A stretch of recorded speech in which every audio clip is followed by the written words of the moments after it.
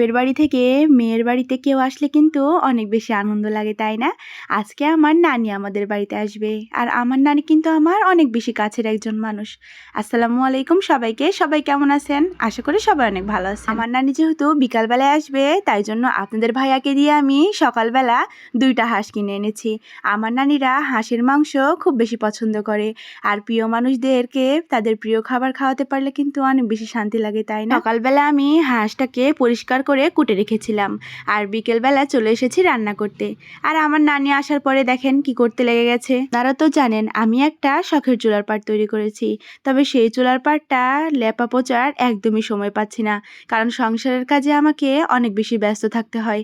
আর আমার নানি এসে যখন দেখছে তার নাতিনকে অনেক বেশি কাজ করতে হচ্ছে, তখন আমার নানি বসে না থেকে চলে গেছে আমার চুলার পাড় লেপে দেওয়ার জন্য।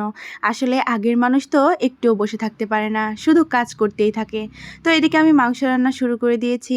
আমার আবার মাংসে আলু না হলে একদমই ভালো লাগে না। মাংসের ভেতরে আলু কার কার পছন্দ অবশ্যই কমেন্ট করে জানিয়ে যাবেন। তো আলুগুলোকে আমি খুব সুন্দরভাবে হলুদ এবং লবণ দিয়ে ভেজে নিয়েছি। তারপরে মাংস রান্না করার জন্য মশলাটাকে আমি খুব সুন্দরভাবে কষিয়ে নেব। আর আমার মাংসের ভেতরে গোটা গোটা রসুন দিতে খুব ভালো লাগে।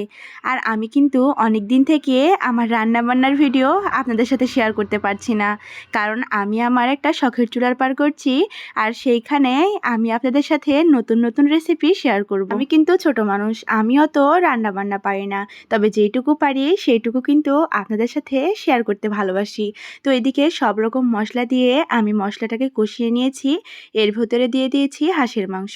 হাঁসের মাংসটাকে আমি খুব সুন্দরভাবে প্রথমে কষিয়ে নেব। আমি রান্না করছিলাম, আর আমার পাশে বসে থেকে আমার নানি, আমার যা সবাই মিলে গল্প করছিল। আর এইভাবে রাতে রান্না করতে কিন্তু অনেক বেশি ভালো লাগে। আপনি যখন রান্না করবেন এবং পাশে সব প্রিয় মানুষেরা বসে থেকে গল্প করবে, অনেক বেশি মজা লাগে তখন। তাদের সাথে কখনো শেয়ার করা হয়নি। আমার কাছে এবং আমার জীবনে আমার 2 নানি আমার কাছে সবচেয়ে সেরা এবং প্রিয় মানুষ।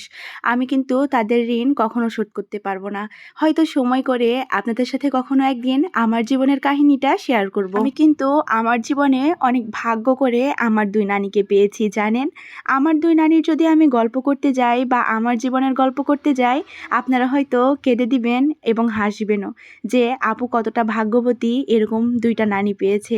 তো সময় করে আপনারা যদি কখনো শুনতে চান, আপনাদের সাথে কিন্তু আমার জীবনের গল্পগুলো শেয়ার করব। আমার 2 নানির কথা বলতে গেলে কিন্তু আমি অনেক বেশি ইমোশনাল হয়ে যাই। তো এদিকে কথা বলতে বলতে দেখেন আমি কিন্তু 2 বার হাঁসের মাংসটাকে খুব সুন্দরভাবে কষিয়ে নিয়েছি। তারপরে আবার ঝোল দিয়ে দিয়েছি। এই ঝোলটা মরে গেলে রান্নাটা নামিয়ে নেব। চুলায় কিন্তু আমি হাঁসের মাংস রান্না করছিলাম, আবার ওইদিকে গ্যাসে আমি মাছ ভাজি, আলু ভাজি, ডিম ভাজি করছিলাম। আমার বড় ভাবির আব্বু মানে আমার আঙ্কেল এসেছে, উনি হাঁসের মাংস খান না, তাই জন্য রান্না করছিলাম। আর রান্না করতে কিন্তু আমার খুব ভালো লাগে।